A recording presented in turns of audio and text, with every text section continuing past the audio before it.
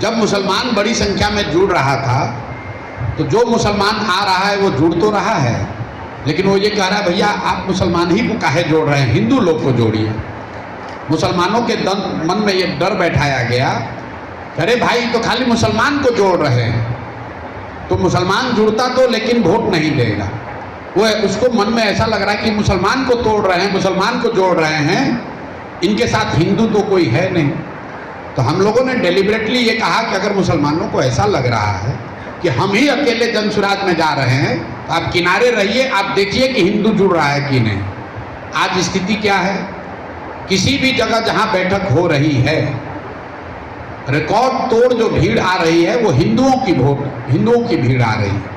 और यही बात तो हम आपको 2-2.5 साल से समझाने की कोशिश कर रहे हैं। तरीका है जो भाजपा के वोट को तोड़ेगा, जाति के आधार पर आप नहीं तोड़ पाइएगा, विचारधारा के आधार पर तोड़िएगा, रोजी रोटी के आधार पर तोड़िएगा।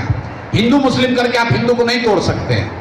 हम हिंदू मुस्लिम मंदिर मस्जिद की बात ही नहीं करते, हम फैक्ट्री की बात कर रहे हैं, हम पलायन की बात कर रहे हैं, हम पढ़ाई की बात कर रहे हैं, हम बच्चों की बात। समाज के लोगों को नुमाइंदगी मिली भी है, आपको दिखती नहीं है। जिले और प्रखंड के स्तर पर आज भी वो चाहे राइन हो या अंसारी हो, उतनी संख्या में लोग हैं। लेकिन मुसलमानों का एक बहुत बड़ा वर्ग है जिसने आकर हम लोग को ये कहा कि भैया ये आप अगड़ा पिछड़ा अगर कीजिएगा, मुसलमानों को और बांटिएगा तो इससे मुसलमान नाराज होता है, इसलिए उसको हम लोगों ने थोड़ा स्लो रखा है। लेकिन ये बात तो तय है कि जिसकी जितनी संख्या है उसको उतनी भागीदारी मिलेगी। आप लोग मतलब दिमाग कहाँ रख के मुसलमान समाज काम करता है, भरसक आप लोग का ये दुर्दशा है। बोलते हैं बड़ा बुरा लगता है आप लोग को। मुसलमानों की पासमानदगी जो है वो इसी वजह से है। आपकी जो सोच है, आपने कभी जीतने के लिए कुछ कभी सोचा ही नहीं।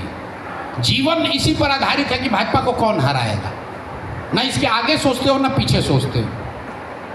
किसने कहा कि मुसलमानों का नाम ज़्यादा कटा है? अपने SIR का बात किया, मतलब पढ़ाई लिखाई आंकड़ों से कोई लेना देना नहीं इस समाज का।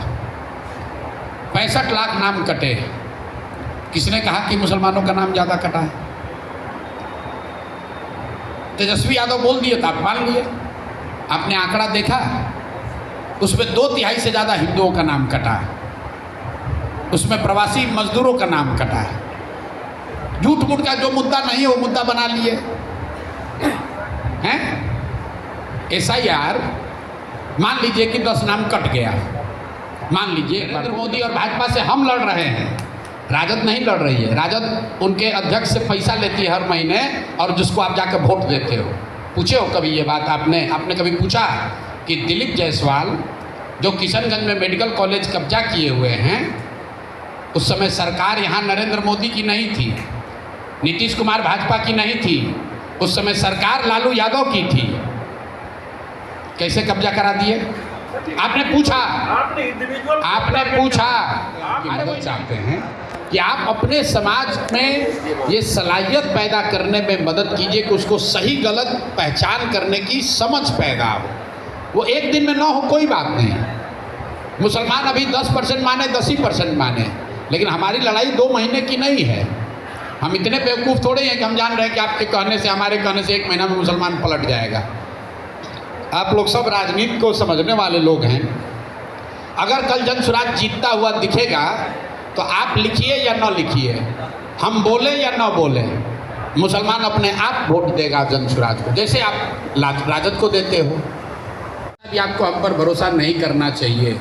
हम आपको जो समझाने की कोशिश कर रहे हैं कि अगर आप समाज में इंटरमीडिएरी हैं, पत्रकार होने के नाते, समाज के चिंतक होने के नाते, विशेषज्ञ होने के नाते, तो आपको समाज को ये बताना है कि किसी को बिना समझे बूझे भरोसा मत करो।